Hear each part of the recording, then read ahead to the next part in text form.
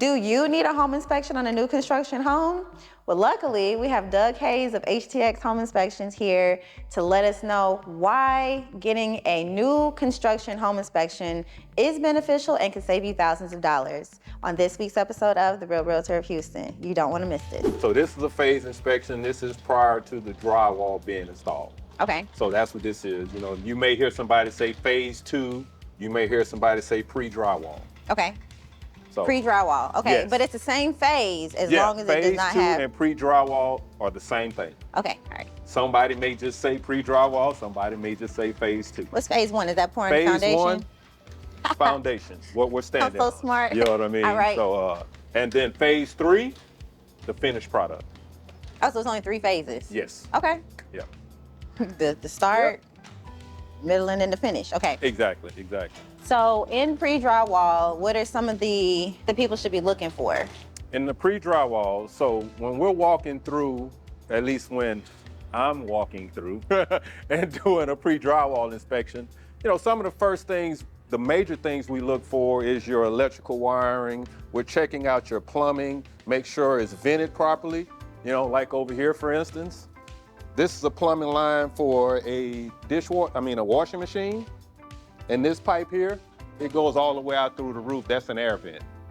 So all water lines need air vents. Right. So we're checking to make sure that all of those things are connected, that they're sealed so they don't leak, you know what I mean? Like that. We're checking your wiring to make sure it's run throughout the home, make sure the outlets are there, they're wired. One of the things we look for, we're standing in a garage. And so in this garage, there should be what's called fire blocking. The reason why you want fire blocking in the garage is because this is where cars park. Oh, like it's a firewall, basically. It's basically a firewall. So if a fire happens in this garage, that fire blocking somewhat contains it for a certain extent of time. To be able to get out the house so it doesn't spread. So that way you can get out of the house. Exactly. So that's the reason why stuff like that, when we're going through this pre-drywall, we're looking for, just to make sure that it's there. What does fire blocking look like? Because I don't know that I've seen this.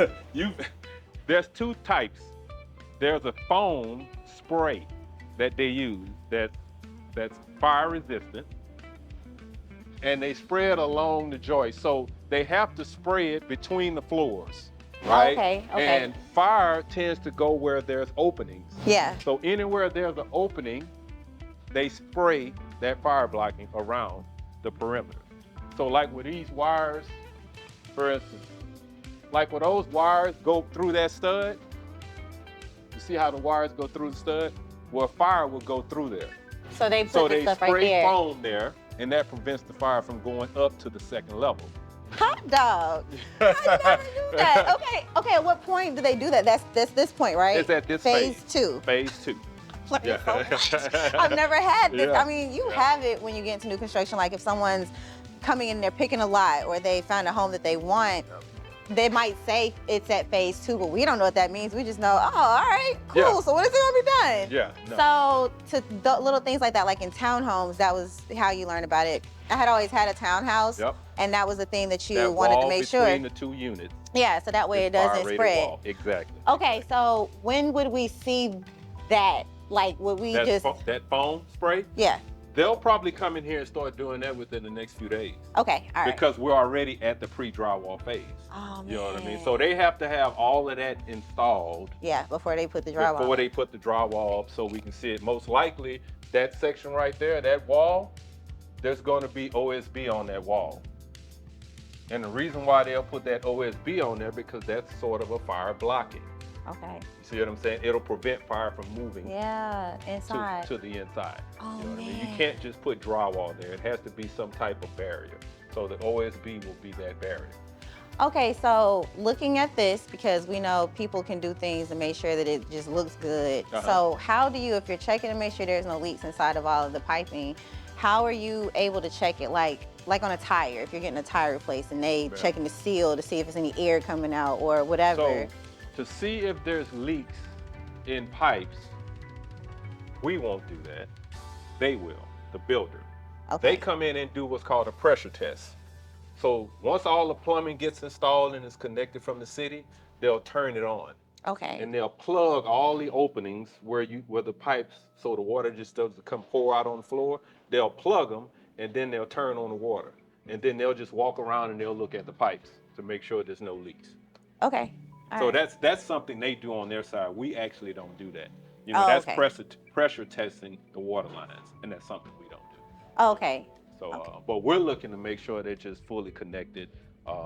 Nothing. It looks glued, but then you go check it, you can pull it Yeah, apart. that's what I was You know like. what I'm Somebody saying? be like, "Yep, that look good," and Yeah, it's just, no, but it's not really doing you anything. have to physically touch it, try to separate it to see if it'll come apart on you or not.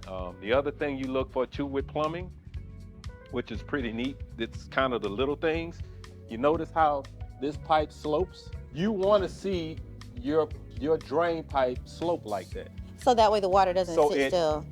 drains. Yeah. If it's going like this, it's not going to drain properly. Yeah. And that water's going to sit in here. That creates bacteria, Yeah. backflow, and all that type stuff. So, Okay. Yeah, so those are the type things that when we're doing pre-drywalls, we're looking for that type of stuff. We're looking for the fire blocking. That metal plate you see right there, that's considered a nail plate. The reason why they put those plates there, when they go to install the drywall, they don't want to punch a hole in that pipe because that's a drain pipe. Oh, I get it. This Yeah. is where this pipe comes from a toilet. Right.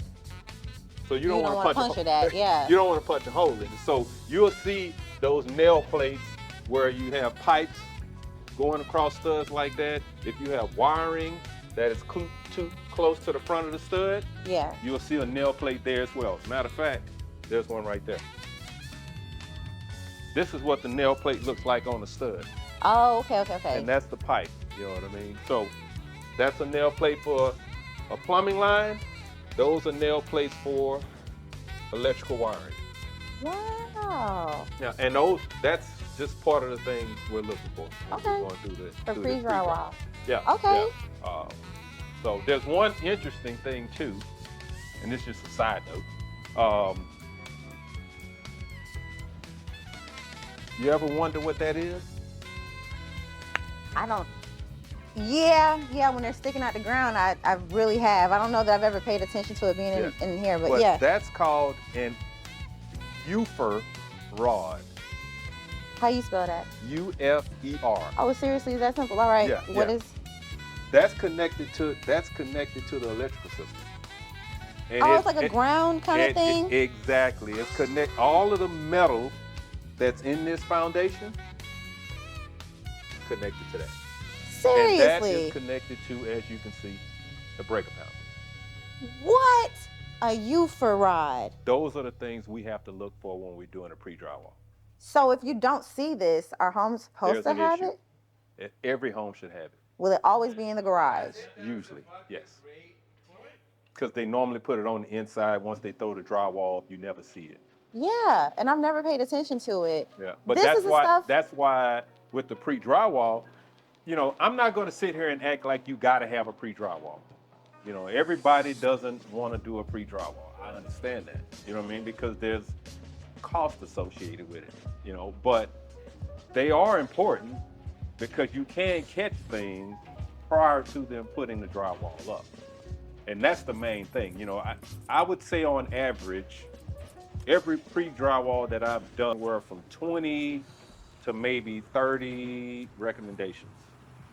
And Are you what I mean by serious? recommendations is things that the builder Missed. missed or needs to tighten up a little bit or take care of. Yes. That's a lot. That is a lot. 20 to 30 items on something that is brand new, that you're like, oh, it's this brand new perfect. house. It's without flaws. It's like, it's still man-made, which is why you meet professionals you had over 20 years in this industry with just the materials of being sold. So he has knowledge that he's bringing, which is why it's so important. Real estate professionals, realtors, real estate agents, whatever titles we may have, why you have to get with professionals that know what to look for, because I've never thought about doing a pre-drywall home, a new construction home inspection, because I too, as a realtor even, was like, oh, it's new, you know, you don't have to worry about it. But when you see how quickly they're throwing these homes up, and we were talking about that, you know, prior to starting the camera, but we were talking about like they seriously throw these homes up like that. And it's not talking bad about any of the builders because they have processes in place to get their products, you know, out there. But just to give you that extra added layer of security and just that peace of mind coming into your home, this is why we got Doug of HTX Home Inspections to come and tell us more things. All right, so what's some more cool things like inside the home? Is there stuff that we should be looking at? Let's go on the inside. So, you know, coming into this house, I mean, it's when I get in the inside of the house, so I'm looking at your ceiling joists, and you notice how these pieces of wood here are called ceiling joists. So when they put the sheetrock up, that's going to be your ceiling. Mm-hmm. So those little metal brackets right there are called joist hangers, right? So those joist hangers, when the ceiling joist goes across the room and it butts up against the header, it has to have a hanger, that little metal hanger. So this one looking like that, is that okay? This hanger right here? That one, how it's yeah, not? It's fine. Okay, all right. Yeah. How do you know that they're supposed to have nails basically in every hole. Okay. So if you look at it, you'll see nails in every hole. Yeah. Those are the things that we look for. In the pre-drywall. In this pre-drywall phase. All right. You know what I mean? And that's throughout every room in the house. It's kind of the same thing. Yeah. If I know I'm in a bedroom, then I know what I'm looking for. I'm looking for outlets spaced out along the wall like they should. I'm looking for light fixtures, make sure they're there. I'm looking to make sure that it's wiring in place for smoke detectors throughout the home. You're probably wondering what that looks like. I am. Did you see my mind looking like? Let's go over here. So this room is most likely the primary bedroom. Mm-hmm. So as we come in here, that box right there, most likely is where the smoke detector is going to be. I would think that it looks like a regular outlet box. Yes. I don't know. All of that's going to be behind the drywall. So you won't see that. All you're going to see is the smoke detector. Yeah. And it has to be in new construction homes, smoke detectors have to be interconnected. So they're all wired together. People on the home inspection with resale, especially in older homes, when they like flipping these properties and they forget to update the fire detectors because it's or the smoke detectors because they have to be replaced how often? Smoke detectors, I think I don't know the time frame. What I can tell you is when they start turning yellow. Man, that was what I was about to say. I was like, if they're brown and the paint is white. When they start turning yellow, and that could be 10. I feel like 10 is what the years are that I'm thinking. There. You know, I don't want to guess at it. I will. But roughly. if it starts turning yellow, it's time to replace it. You know what I mean? 10 is what they've told me on the home inspection when I've gotten them done. It's like, you know, every 10 years you want to get it. So. Yeah. And it's like, you come in there, it's like, you know good and doggone well, this smoke detector is what is it, authentic or true to the age of the home? Original. That it's a vintage, you know? So. And the other thing too, with older homes, they're not interconnected in most cases. You know what I mean? They're all just battery operated for each room it's in. You know what I mean? In new construction, they have to be interconnected. That's actually a building code thing. Well, yeah, because it's like they can just go to Home Depot and just buy smoke detectors and change them out. So I didn't know that it was actually hard. Like, I think you hear it, but it doesn't. It's not something that you know. Like, it has to be that way. So they're hardwired throughout the house. This thing is connected to every other smoke detector. Okay, we're not putting anybody on blast, but do you know of any builders that you come and done inspections and they did not have that? No. Okay, good. No. People are following code like they're supposed to. I mean, most builders, just for the audience to know, most builders are going to try to follow the local building jurisdiction code. That's what they're going to follow. What a lot of people don't realize is that as a home inspector, we're not code inspectors, but we utilize code to do our job. Yeah. The code that we use is from a national perspective, not local. So, and to take it one step further, the local codes come from the national code. Right. They just pick and choose which ones they want to use. And that's how they go about building a home. You know what I mean? Code comes into play in most cases once something happens. A fire, somebody You weren't sues. following code. Yeah. Right. Somebody sues because somebody got injured for some reason, whatever. The next thing you know, there's a new building code comes out. Everything is written in blood. Yes, pretty much. You know Okay. what I mean? But that's kind of how all that goes. So when we come in, we're looking at it from a national building code perspective. Gotcha. You know, so a lot of times we may call out things that's from that national building code perspective. The builder may say, well, you know, we don't have to do that because of the local jurisdiction. I'm glad that you said that. So if someone wanted to, because Texas is the land of the free, home of the land. Yeah. Everybody think they're gonna get land when they come out here. They are. There's a lot of people developing on it. Yeah. But if somebody wanted to come and they had a home inspection business or they have experience and license in a different state, can they just come to Texas because it is national? Or are they still gonna have, because I know for real estate, you can't just come to No, real don't estate. get me wrong. If you're coming from another state as a home inspector, you're still going to have to come here and actually be able to pass the courses and all that to be a home inspector here. You know what I mean? You may not have to go through and take all the courses, but you're still going to have to pass those exams. Okay, You know, all to right. be able to be a home inspector here. Okay, that's what I was curious, because Yeah. I know for like real estate license, you have to go through and do your 180 to become a real estate professional. So I didn't know if it was, because Texas doesn't seem to have reciprocity with anybody. They are their own. No, we do our own thing. Yeah. You know what I mean? We're one of the few states that have to be licensed. Huh? You said one of the few states that you have to be licensed? Yeah. People don't have to be licensed to be home inspectors? In some other states, no. Well, alrighty then. Yeah, I mean, All just right. the one that I mean, California, I don't think you have to be licensed. Atlanta, Georgia, Yeah. should I say? You don't have to be licensed there. There's other states that you don't have to be licensed. I mean, Texas was one of the kind of original states that required home inspectors to be licensed. They just You know, and they kind of tie us all together, home inspectors, realtors. So we all kind of got some of the same requirements. Which is why keep our life. I'm in relationship with the best. So- Teaching me, I'm just like, jewels, just dropping. Okay, so this is step 1 of phase 2.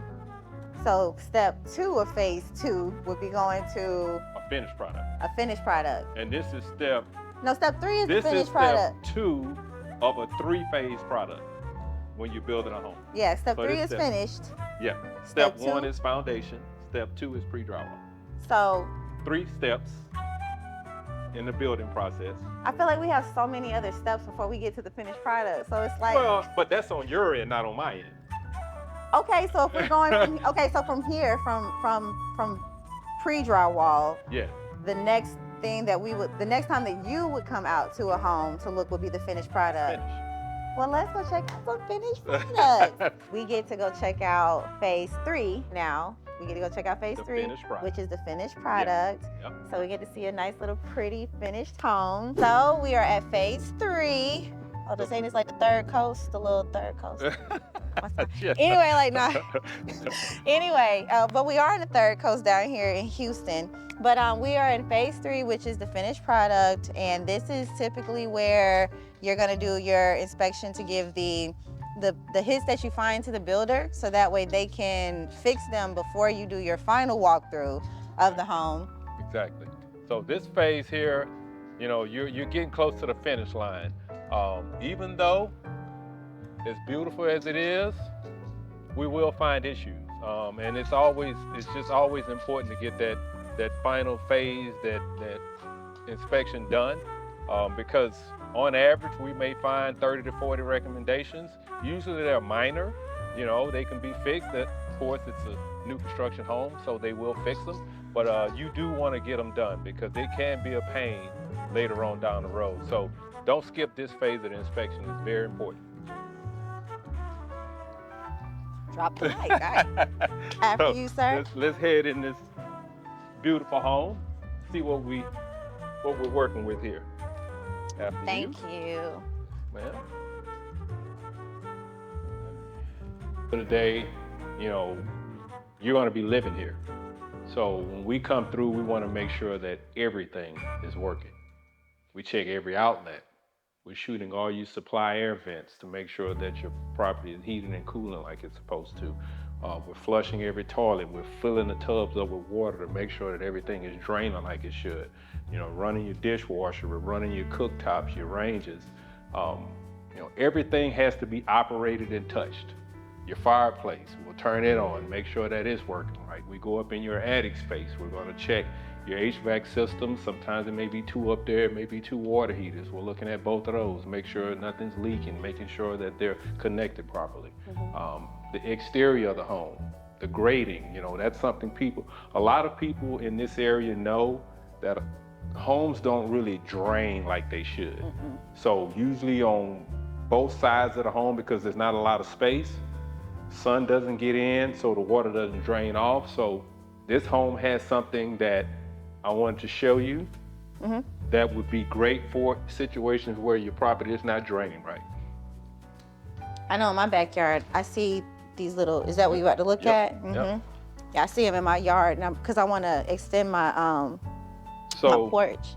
In this property, you can see they're taking, you know, the precautionary steps ahead of time by installing French drains.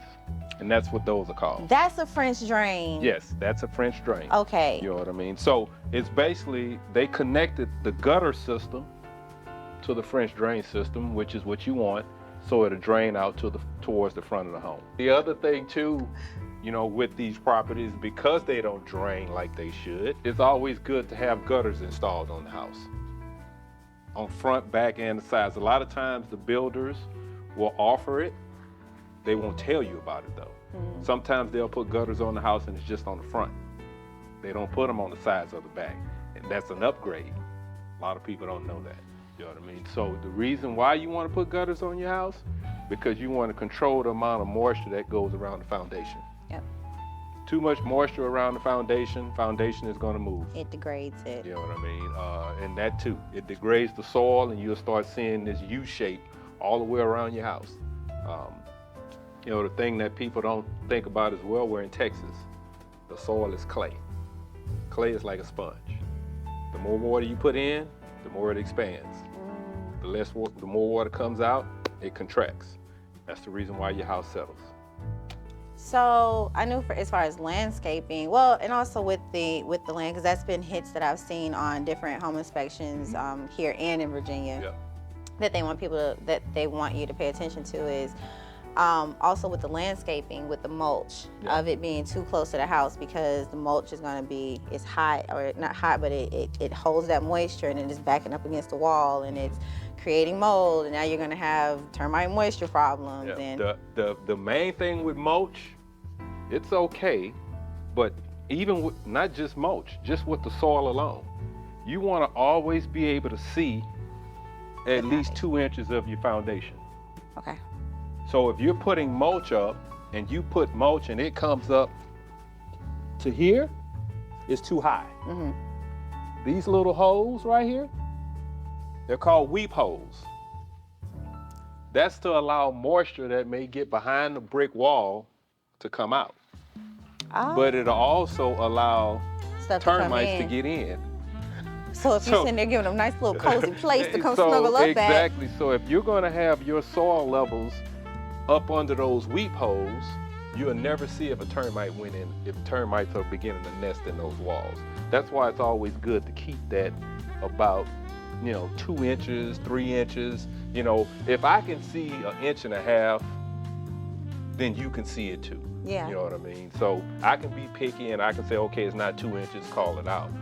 But as long as you can see that foundation wall and you can see if something is building a nest going up into those weep holes, you're okay. So putting mulch up in the flower bed up front, you still want to see that foundation wall. Yeah, you just might want to have it where it's not directly on the wall. What a lot of builders are doing now, they're taking stone, pebbles, and they'll do that out for like 12 inches, and then they'll start the mulch, and that's cool. That's what I've seen a lot of too. I'm getting into gardening and landscaping, kind of dabbling. So, but that was also when I look at ways for you to increase the value of your home. People pay for pretty, so landscaping is one of those things. Yes, but you just have to be careful that you're not hurting your home in the process. Exactly. I mean, sometimes we'll do things and not think of the consequences, Right. of what could happen. And nobody wants to go through life living that way, but you still have to think about it. You know what I mean? Because you could be doing something that could actually impact you later on down the road. You never know. In the world of real estate, that's why you have your handy dandy home inspector that's gonna be able to tell you, give you a little bit of a starting point. And then what I also love is that you're able to educate people, like exactly as you're doing right now of, this isn't something right now, but this is something you potentially could be looking at down the road, especially in resale homes. Always, always, always, I don't care how beautiful the home is. I do not care how beautiful that home is. Definitely on resale homes. Oh, you got to get that inspected. That's not even a question. At all. You are always going to get a home inspection on a resale home because people will try to paint over things, and even though you're not going in and tearing out walls and you're doing a visual like what you're able to get to, but it is nothing like that extra added layer of just peace of mind that it was a set of eyes that know what they're looking at, that you can give it back, be like, hey, because what happens, you're going to get your home inspection right after you get under contract for a home, and you're going to be in an option period where you're pretty much taking the home off the market from that seller, or the seller is taking it off the market to give you a chance to inspect, to see whatever it is in there that you might want them to fix. That is also an opportunity for, if it doesn't work out, you can back away, get your EMD money back, but however y'all negotiate the process, but typically that's what you see. So you get your home inspector to come out there, and with new construction, you're gonna wanna come out there, like whenever your first walk is scheduled for your new construction, you're gonna wanna get the home inspector to come out, because when he was saying like the 30 items, the 30 recommendations. 30, yes. Recommendations, you said you easily come back with 30 to 40. Yeah, 30 to 40 easy on a new construction. A resale home, like you were talking about earlier, that could be anywhere from 50 to 100. You know what I mean? So I know a lot of people don't like new construction because, I want a home with character and all that, and that's totally understandable. Just know that when you go look at that older home that's, 20, 30, 40 years old, there's going to be a lot of issues. Like with people. 20, 30, 40, right? Things start hurting when you get older. Well, the house is the same way. And don't get me wrong, as a realtor, as Kendall's your realtor, she can do a little research to find out maybe what's been replaced in that resale home, right? That's 30, 40 years old. That way you have an idea, okay, does it have a new water heater? Does it have a new roof? Did they have to do foundation work? All those things you can probably find out on the front side, but then hire your inspector to come in and then confirm a lot of what was said, and then also share some information with you that may not have been shared.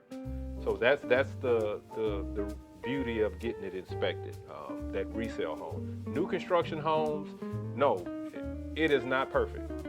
You'll never find a new construction home perfect. It just doesn't happen.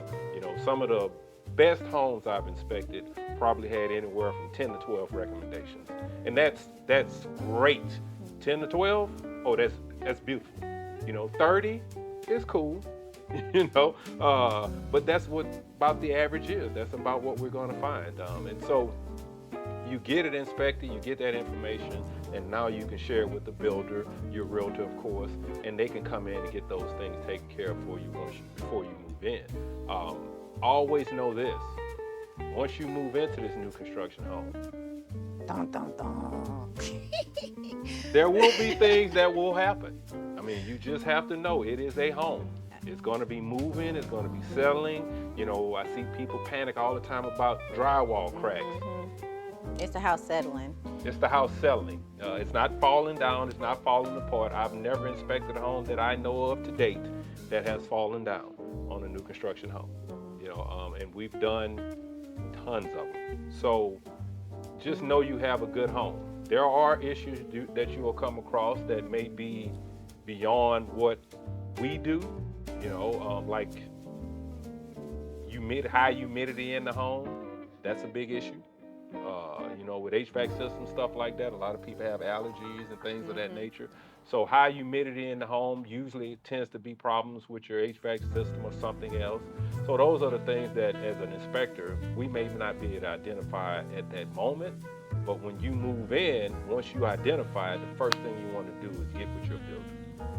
That's where that 1-year builder warranty comes in. I have 1-year builder warranty. I've Yeah. had builders where they come after a month, 6 months, and then a year Yes. to, you know, whatever issues. And that, when I had my first home, that was the one around the door frames. It was like the wood was separating and it was cracking. I was like, what's happening in my Yeah. house? And then it was like a crack wall, and I was like, oh my God. No. But it's normal stuff, you know, especially as a new owner and you're coming from renting. You're like, who do I call to fix this? And it's like, calm down. You ain't got to throw your money away all the time. Yeah. You know, but and then having on top of the builder's warranties, you still want to have like a home warranty for anything that might not be covered. Usually your appliances are going to be covered by your builder, but you want to get this home inspector out there just to give you that extra added layer of peace of mind. And the last thing, the builder offers a 1-year builder warranty. Basically, that's bumper to bumper. They'll come out and pretty much fix anything that you didn't tear up yourself. Right before that warranty is expired, we come back out and we'll do what's called a 1-year builder warranty. So if you hired us to inspect your house in the beginning, you know, you come back to us, we discount that next inspection, and we'll do the same thing over again a year from when you, or 11 months from when you actually moved into the house. And that way you can take that report, send it to the builder, and they'll come out and get all that stuff taken care of. So some of the issues you may see while you're going through that first year, you can call a builder and have them come check it every time. But if it's something that can wait, maybe you just wait, and then when you get closer to your year, have an inspector come out And take a look at it. inspect it. Have no fear. Doug with HCX Inspections is here. Okay. Yeah. So is there anything else we should be looking at? I mean, you covered everything. You know, before we wrap up with the phase 3, you know, you getting ready to move into your home. Is there anything else that you would like to point out that you've seen that was something that was kind of crazy? Or I mean, in this house, just a quick overview of it, I didn't see anything that's jumping out at me. But I will say the most common thing in new construction seem like the HVAC system. They just don't perform like they should, or they just don't work. Come across those two, you know. But that's probably the most common thing. Sometimes leaks maybe under sinks, probably second highest, but usually it's HVAC. You know, you will see probably more issues from the electrical standpoint. The reason why I say that is because of building codes. Electrical building codes change every 3 years. So this is a new construction house, so it should be up to date to today's standards and building codes. But sometimes they tend to not do things inside that electrical panel, and usually you will see a lot of recommendations coming from that area. It's not nothing crazy, but you will see some things. For instance, a circuit breaker for an AC unit may not be properly sized. You know, the manufacturer from that unit may say 25 amp, it may be a 35 amp in the breaker. Stuff like that, you know what I mean? That's all minor things that can be taken care of, you know, so just keep that in mind when you're on that journey of buying a new home. There will be things.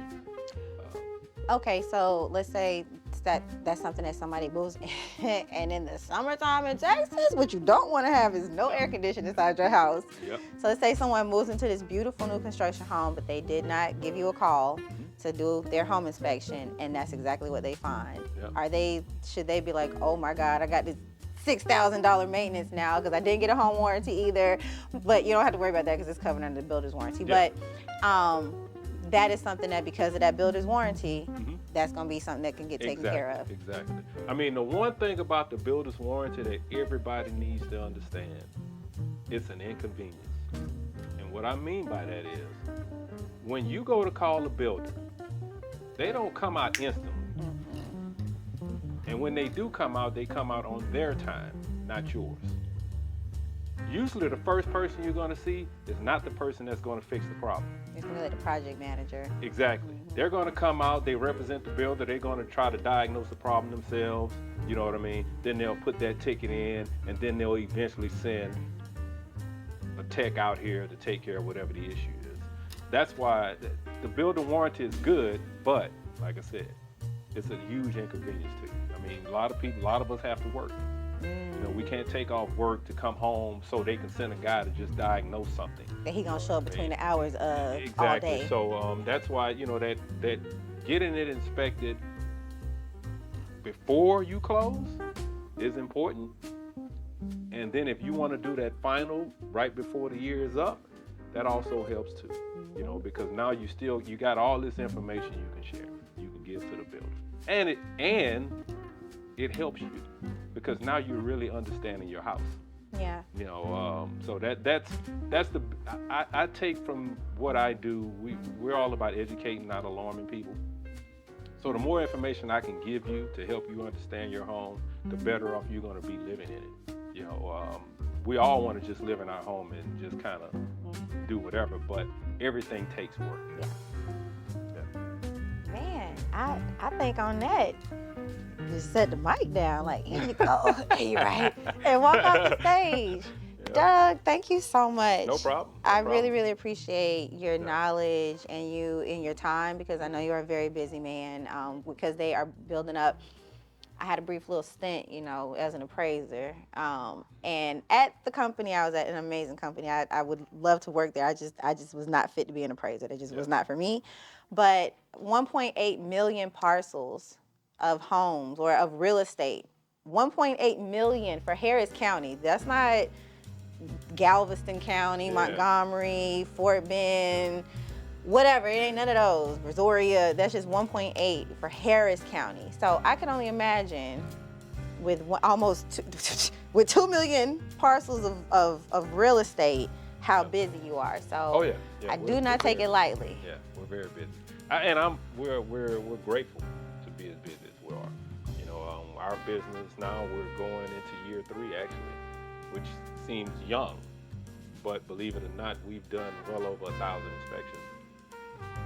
Okay, that's a great segue into, so what brought you into the world of home inspections? We got to talk a little bit, but go ahead. Yeah, I mean, I was on the other side of things, building material side, so the things that you use to build a home, that's what I was working in.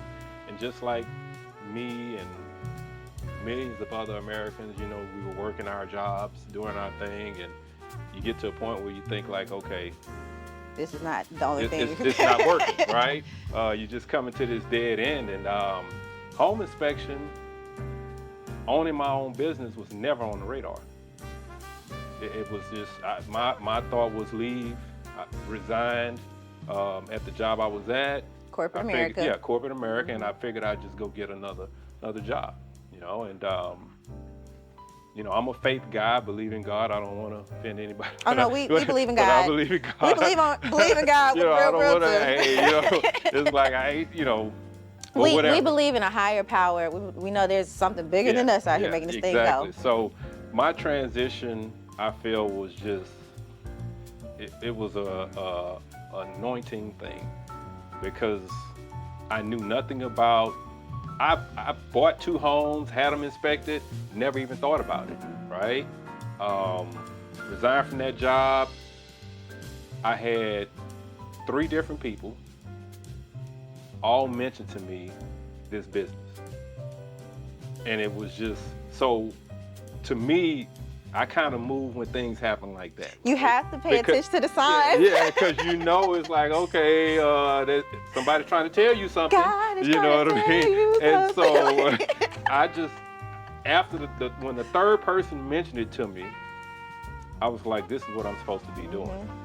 Oh, and Trinity. Exactly. So I started doing the research, looked at everything, and you know, like we all do, we get on our knees and pray. And the next morning, it was clear as day. This is what I was supposed to be doing. Signed up to take my classes, and during this time, you know, I was able to do them full time because I wasn't working. So I got them all done. December 1st, 2020 was when my business launched. And the first month in business, I did 4 inspections. Your first month in business? Yes, yeah. I did 4 inspections. And then January rolled around, we did 16. February rolled around, I think it was 26. And it just started kind of snowballing. And it just continued to snowball. And by the end of my first year, I did over 400 inspections. Are By you the end of my serious? first year, yes. Is that typical? No, Or is it's that, not. that's what I was, No, I'm like, that no. don't feel like a Most- typical number. Most, from everything that I've read and heard, and going into this business, if you did 50 to 100 in your first year, you're successful. Are you serious? Yes. And you pretty much did 9 times that. Yeah, I did over 400. Me, myself, I didn't have anybody working with me, it was just me. And I was all over, we serviced this whole greater Houston and surrounding areas. And so I was everywhere, you know what I mean, doing inspections. And going into year 2, March of year 2, I hired my first inspector. Wow. By September of year 2, I hired my second inspector. And it was, okay, I'm so glad you said that, because when you're going through a transition and you feel that you're growing, and you know it's time, because you have a family. Yes. It is impossible for you to be able to go do, because it ain't labor intensive. Like, you ain't building a house, but you Yeah. still are in the elements Yeah. going out here. And then Yeah. you still want to be present with your family when you get Exactly. home. So when it came time for you to get that first inspector under you, and then the second one, was your business at a place where you comfortably felt like, I'm ready to add another person, like financially, because now you're responsible for another person's livelihood? Yes. Were you at a place where you were like, okay, I have to hire another person, otherwise? Because I couldn't keep up. I mean, we were missing inspections. Oh. It was just me. So I can only do so many in a day. Most inspectors are going to do 2 inspections a day, right? I was doing 3 a day. And so it just got to a point where it's like I can't keep up. And in this business and in any business, if you can't do the job, they're going to go to the next person. Yeah. You know what I mean? Well, you may be losing out on an opportunity if they go to the next person, because now you can't build that relationship with that realtor or with that client. You know what I mean? So I didn't want to miss out. And so, we made things happen. We got that second person in, and that second person was a godsend, because we were able to keep up with everything. And by the end of that second year, I think we did 700 or 800 inspections, somewhere around there. Jeez. Okay, so if people are wanting to get into this field, or if they're like, this is something they think they're good with their hands, whatever. Yeah. Are you hiring? How do you prospect for people that you want to bring onto your team? Right now, for me to hire you, you already have to be licensed. You know what I mean? At this particular phase right now in my career, in the industry I'm in, and what we're doing as far as our business goes, it's probably going to be another inspector. It's also going to be an office manager. So that's kind of what we're looking at, the next thing to happen. But of course, you want to make sure everything's in place. We believe in taking care of the people that work with us. So I want my inspectors to be happy. I don't want my inspectors to be upset and they're going to your house to inspect your house. Because now they're not going to do a good job. You know what I mean? So I want to make sure I'm taking care of them. Well, the people that have been with me from the start, I got to take care of them. And so as I bring people on, I don't want to take from them. Right. To bring these people on. So the business has to continue to scale. Yeah. And that way I can bring on that next person. Right now, I'm still inspecting. I'm the owner, I still inspect. I don't inspect as much. They pretty much can handle the workload. So we're trying to do some things right now that's going to help our business next year continue to grow. And don't get me wrong, the Fed's dropping the rates helps a lot. So, it's like that Little plug, like that little piece right there. It definitely helps It business helps, grow. you know what I mean? Because now more people are in the market to buy homes. But yeah, I mean, I got to give God all the glory at the end of the day. Every time. Because there's no way this, like I said, this was nowhere near my mindset of being a business owner. I will say this, even though I was in corporate America, dealing with whatever I dealt with, I tried to learn as much as I could in corporate America, because everything that I did there, I've been able to utilize here. So I will tell anybody that's trying to go into a business, don't think the time you're at some place is being wasted, because it's not. You know what I mean? So that helped me get to where we're at right now. The other thing, I didn't have to, this business for me, and I'm not trying to be braggadocious or whatever you want to call it. Talk your stuff. But this business for me, when I went into it, I didn't need it to provide for my family. Like I told you earlier, a successful year for most people is 50, maybe 50 to 100 inspections. Well, if you got a family you're trying to provide for, 50 to 100 inspections ain't gonna provide for that family. So I was fortunate all them years that I worked, I saved. Yeah. And so that way, going into this business, when I went into this business, you was in a good I didn't have that pressure. I didn't have to do things. Pressure makes you do things you wouldn't normally that you do. may not want to do. And so do some strays for some change, I didn't. So I didn't have to. Thank God I didn't have to do that. I just was able to get into the business, take my time.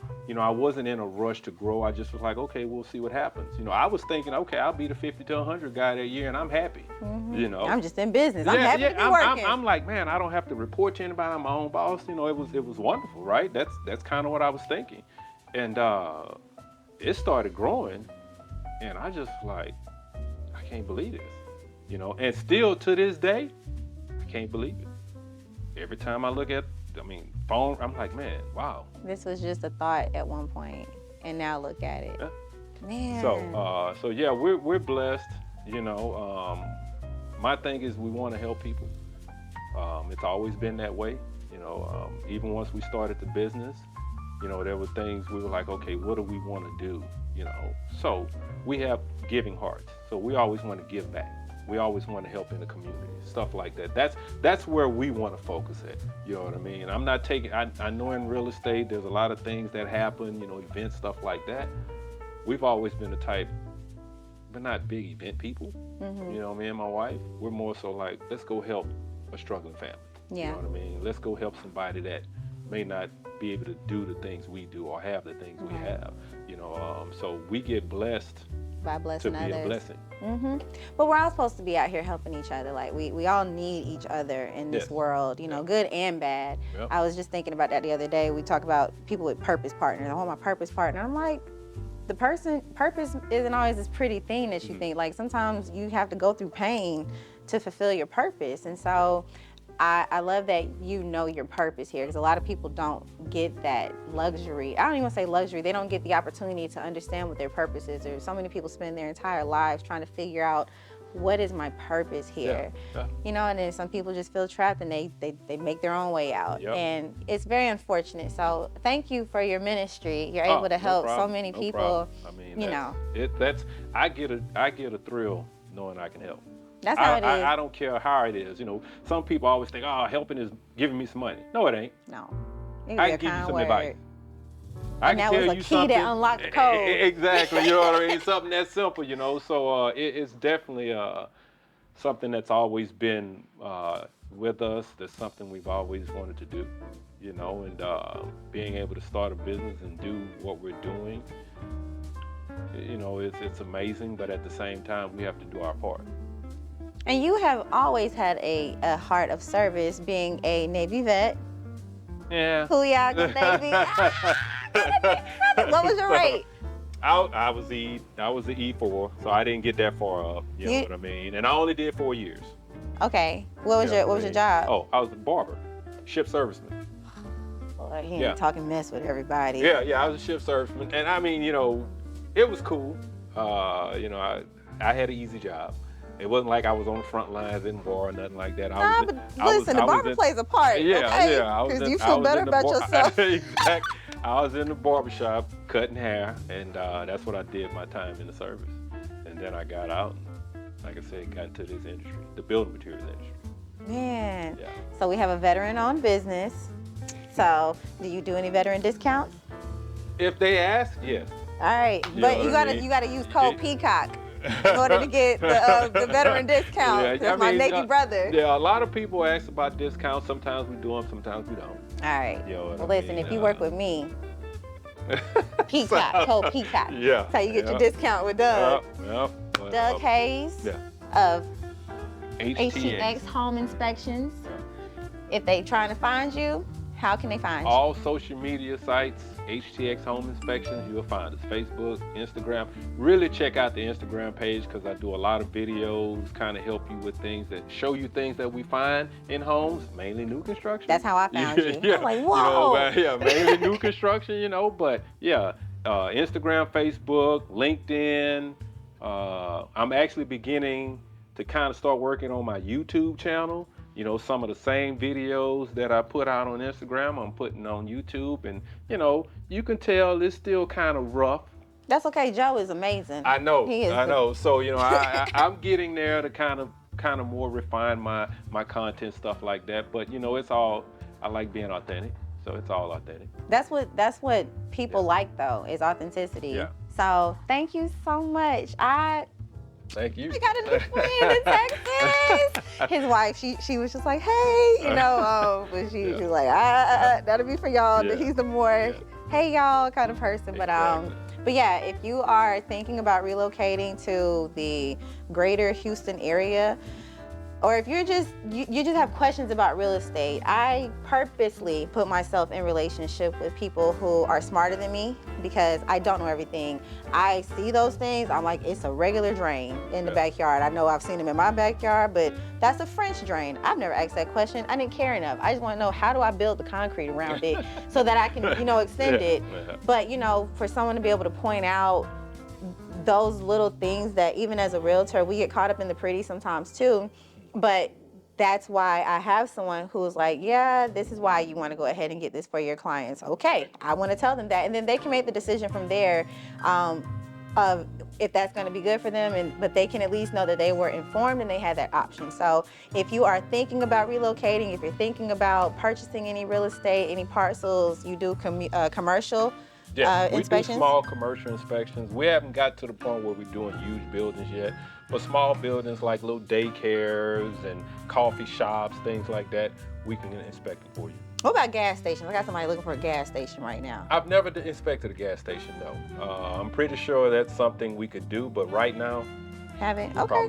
probably wouldn't do it. That's okay. Yeah, That's okay because we're all about growing and learning and having opportunities to grow. Yeah. So thank you so much for tuning in to this episode of The Real Realtor of Houston, where we were able to hang out with Doug Hayes of HTX Home Inspections. Yeah. Make sure I put those little plugs in there. Make sure we remember. Appreciate it. And he just gave us a deep dive of the different phases and what to look at for those phases when you're getting a home built. So if you have any questions, I'm Kendall Peacock Butler, The Real Realtor of Houston. Thank you so much for watching. See you next time.